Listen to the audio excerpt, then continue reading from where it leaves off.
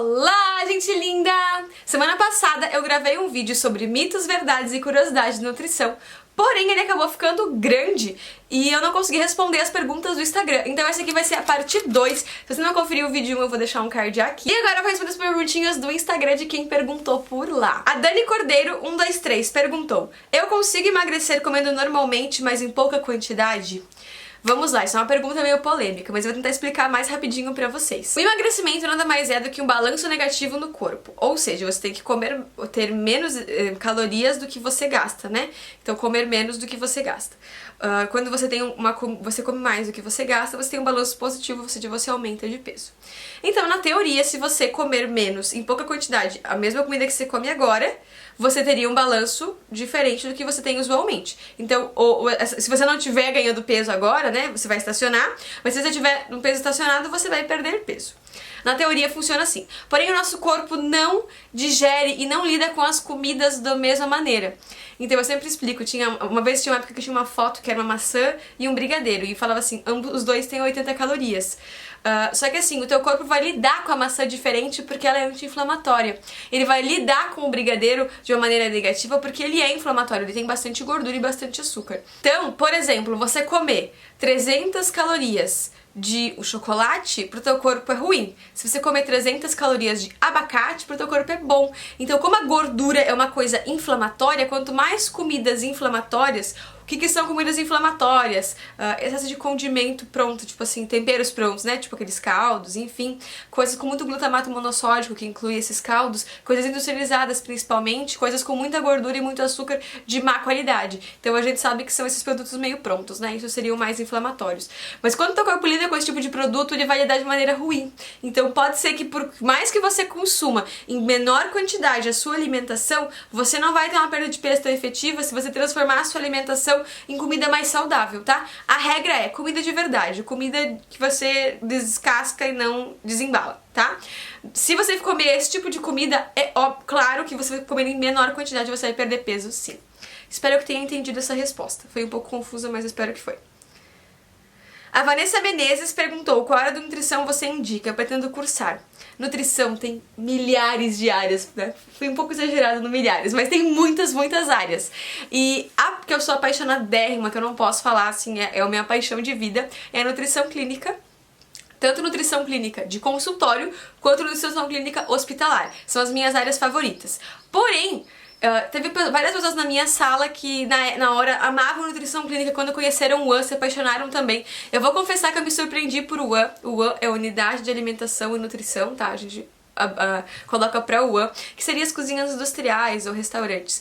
E era uma área que eu não curtia, mas durante o estágio eu até gostei bastante. Inclusive eu falava, se eu não conseguisse emprego na clínica, era uma área que eu iria, mas a minha paixão, amorzinho assim, é a clínica. Mas tem a área esportiva, que é muito legal, a nutrição de coletividades, quando você trabalha com grupos de pessoas, por exemplo, no NASF, né, que é o Núcleo de Atenção à Saúde, da Saúde da Família, que seriam postos de saúde, tem a nutrição clínica, mas tem a nutrição coletiva também. Quando você lida com um grupo de pessoas, grupos de diabéticos, grupos de idosos, grupos de gestantes, é um tipo de nutrição muito legal também. Na verdade, tem trocentas áreas, vocês podem pesquisar aí, mas a minha favorita ainda é a clínica, aquele tete-a-tete na consulta, onde você monta aquela dietinha pra pessoa, onde você escuta depois que você mudou a vida da pessoa pra isso. Isso pra mim, assim, não tem comparação, é a minha parte preferida. Mas é muito de você experimentar. O bom das faculdades é que elas te mostram todas as áreas e elas fazem nos estágios experimentar cada uma delas, então você pode acabar curtindo elas também.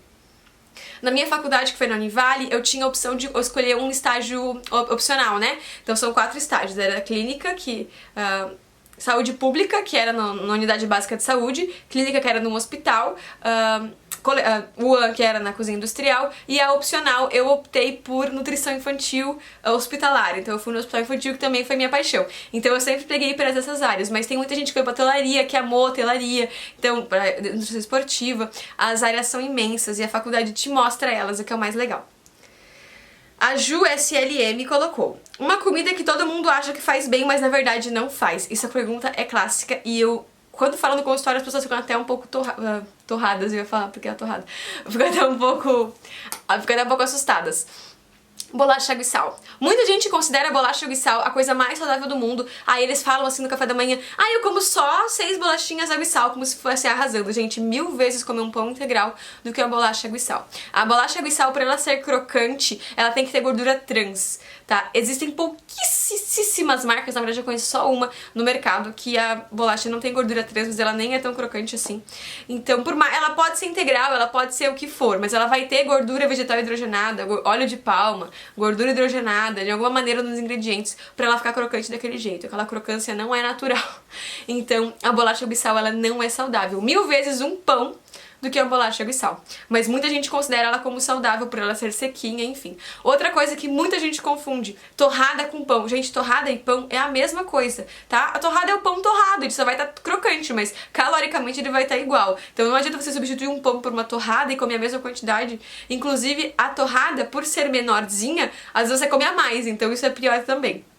Só tomar cuidado com isso. Mas na verdade, bolacha água e sal não tá valendo. Ela não é saudável, não. Tem alimentos que influenciam o hipotireoidismo que ajudam a reduzir o nível de TSH? A Fredelfino perguntou. Essa pergunta é bem específica, mas sim, tá? O TSH é um hormônio... Eu já expliquei uma vez num vídeo, eu tive uma alteração de TSH, inclusive. O TSH é um hormônio que sai da região cerebral e é onde ele avisa pro sua tireoide para começar a funcionar. Quando o TSH tá muito alterado, significa que a tua tireoide não tá respondendo de maneira certa, porque ele precisa ficar mandando mais estímulo para a tireoide funcionar, quanto antes ele mandava um pouquinho, ela já funcionava. A tireoide não estar funcionando pode ser por falta de iodo, apesar de que aqui no Brasil é muito difícil porque o nosso sal vem iodado. Porém, para o hormônio que a tireoide produz ser efetivo, ele tem que ter zinco, selênio e magnésio. Se ele não tem, o hormônio não é efetivo. Então pode ser que você esteja produzindo hormônio, mas ele não é efetivo para o seu corpo, porque você não tem esses 3 minerais essenciais para a tireoide. Então alimentos ricos em zinco, selênio e magnésio vão ser ótimos para a tireoide também. O que são eles? As carnes, as gemas, as castanhas, principalmente as castanhas são riquíssimas em selênio, principalmente a castanha do Pará, né?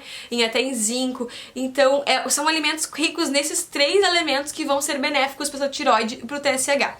Se você não conseguir colocar na alimentação, uma suplementação desses 3 minerais, por exemplo, seria incrível. Inclusive, o meu aumento de TSH eu curei com a suplementação desses minerais. Então realmente esses 3 minerais resolvem muito para tireoide, principalmente quando tem relacionado ao aumento de TSH.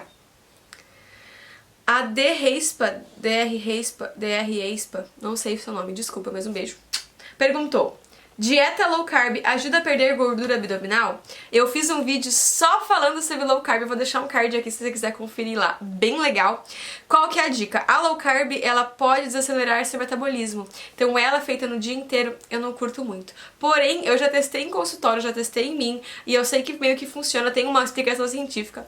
A low carb feita no período da noite tende muito a reduzir gordura abdominal. Quando você come com uma quantidade grande de carboidrato à noite, essa glicose sobra no sangue, porque na noite você não vai fazer maratona, nem fazer nada, você vai dormir. E essa quantidade que sobra no sangue, o teu corpo tende a transformar em gordura, em armazenar. E normalmente isso é feito da região abdominal. Então quando você diminui a sua quantidade de ingestão de carboidrato à noite, você não faz tanto sobrar essa glicose, que não vai virar gordura e que não vai virar estoque na gordura abdominal. Então a low carb no período da noite, ela funciona pra isso sim. Porém, eu aconselho você a assistir aquele vídeo da low carb lá, que eu expliquei tudo bem direitinho, entendi todas as dúvidas. Eu, Nutri Bruna, não gosto muito da low carb durante o dia inteiro, só no período da noite. Porém, isso vai de conduta de profissional para profissional. E de caso para caso também. O Paulo Portilla falou que estudou comigo. Um beijo, Paulo. Ele perguntou: todo mundo deveria comer de 3 em 3 horas? Isso é uma pergunta muito polêmica. Nós estamos com muita polêmica nesse vídeo. Não. E sim. Por quê? Cada paciente é um paciente, tá? Então o que acontece? Eu digo não porque não necessariamente o seu corpo funciona pra comer de 3 em 3 horas, tá? Eu já testei jejum intermitente em mim, não funciona muito bem. E eu já descobri hoje como é que meu corpo funciona. Eu, Bruna, como é que funciona pra eu me sentir bem e pro meu corpo se manter no peso.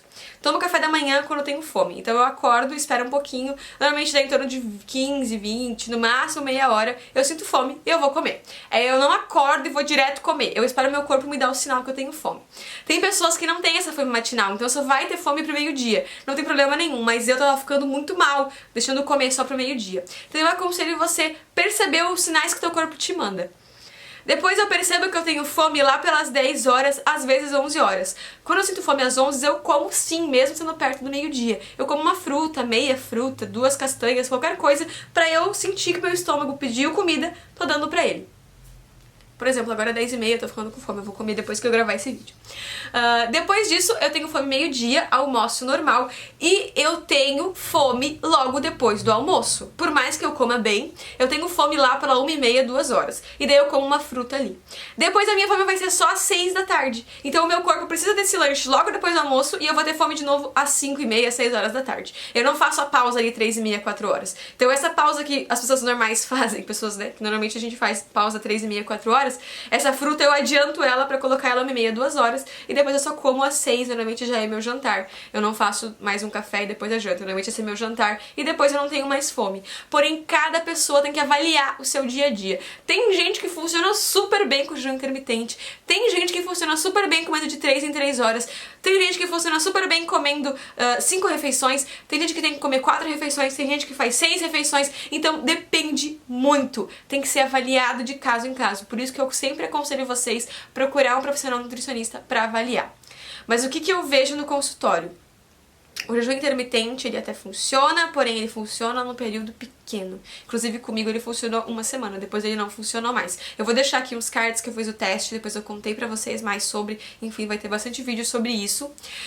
Então é relativo, porém, se eu falar pra pessoa, se eu aconselho ela a comer de 3 em 3 horas ou a fazer o jejum, eu aconselho mais ela comer de 3 em 3 horas. Mas a dica de ouro é: come quando seu corpo sente, quando você sente fome. Escute o seu corpo, sinta ele. A gente tem mania de, na rotina corrida, não ouvir o corpo dizendo pra gente que tá com fome, que tá satisfeito, que não é pra comer, que deu, parou, vamos lá. Então, escute o seu corpo. Essa é a regra de ouro pra essa questão de comer de 3 em 3 horas, de 4 em 4 horas. Tem gente que come de 2 em 2 horas. Eu almoço meio-dia e depois eu como 1h30. Em 1h30 eu tenho fome de novo. Mas é normal, depois eu sinto fome só às 6. Então, escuta o seu corpo e não tem problema nenhum você adaptar pro seu dia a dia. Esse vídeo também vai ficar enorme, mas por favor, fiquem comigo, assistam até o final, porque as perguntas são muito boas. Mas a pergunta bem polêmica. A Jaqueline da Rocha, ela sempre no meu Instagram, um beijo, Jaque, ela perguntou: nutróloga e nutricionista são os mesmos? E qual que é o detalhe?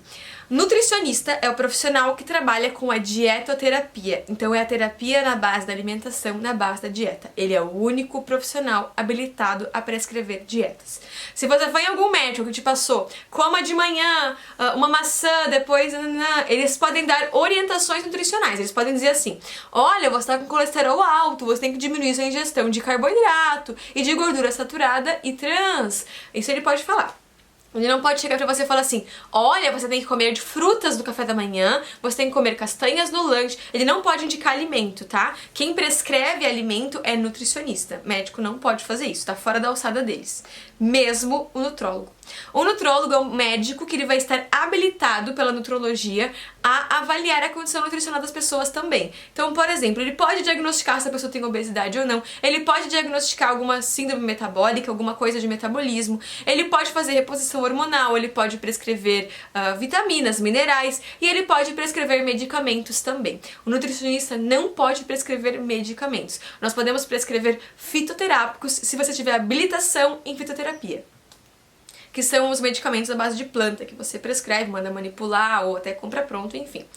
Então, o nutrólogo prescreve hormônios e medicamento. O nutricionista prescreve alimentação e suplementação vitamínica, suplementação mineral e fitoterápicos. Então, se você quer a mudança na sua alimentação, você tem que ir para um profissional nutricionista. Agora, se você sente que você precisa de uma reposição hormonal, que você precisa de algum medicamento, aí você vai no nutrólogo, tá? Então, medicamento é com médico e dieta é com nutricionista.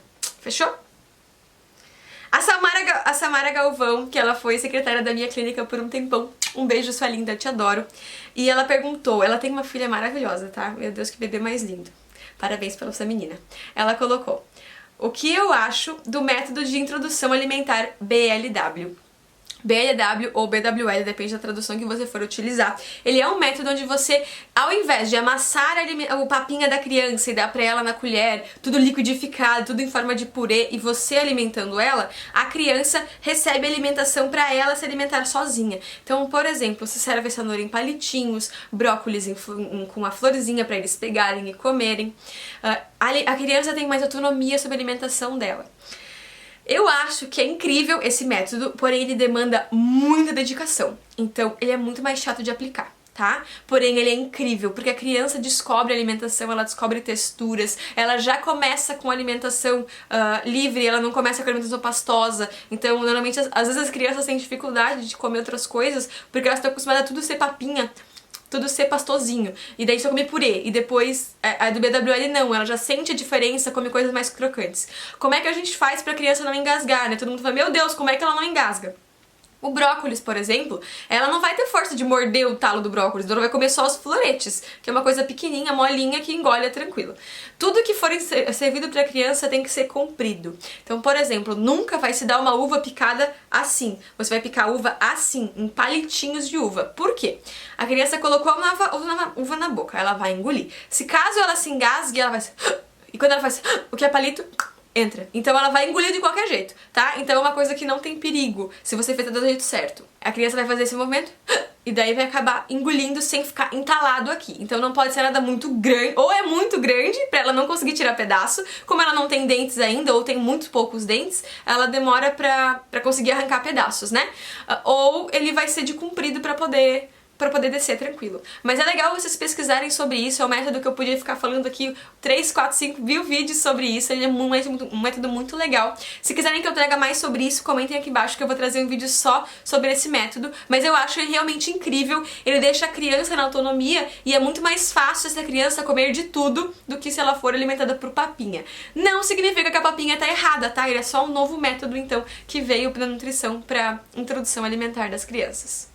Daniel Correia perguntou, pode comer muito comida saudável que não faz mal? Isso é relativo conforme a primeira questão que eu respondi. Se você comer muita comida saudável, ela vai ser, se ela for anti-inflamatória, tudo tranquilo. Porém, se a tua caloria for muito maior do que você gasta, você vai engordar do mesmo jeito. Então, a comida, o segredo tá na qualidade, mas tá na quantidade também, tá? Então é bem importante que a quantidade seja designada de maneira certa. Comida saudável em excesso também vai fazer mal. Tudo é remédio e é veneno, dependendo da quantidade. Então não é porque a comida não é saudável que ela vai ser veneno, tá? Se for em pequena quantidade, ela vai ser remédio pra sua alma, pra você se sentir bem. Então não tem problema nenhum comer, só que depende da quantidade. Então a quantidade, na verdade, é o segredo também pra isso. Tem que sim prestar atenção mesmo comendo comida saudável. Eu espero muito que tenham gostado. Um beijo pra quem mandou perguntas aqui no Instagram. Eu adoro essa interação que vocês têm comigo e quero que você me siga lá também. Se não me segue, bora lá seguir. E eu espero que tenha respondido e tirado as dúvidas de vocês de nutrição. Se quiserem mais vídeos assim, é só comentar aqui embaixo. Um super beijo, até a próxima. Tchau!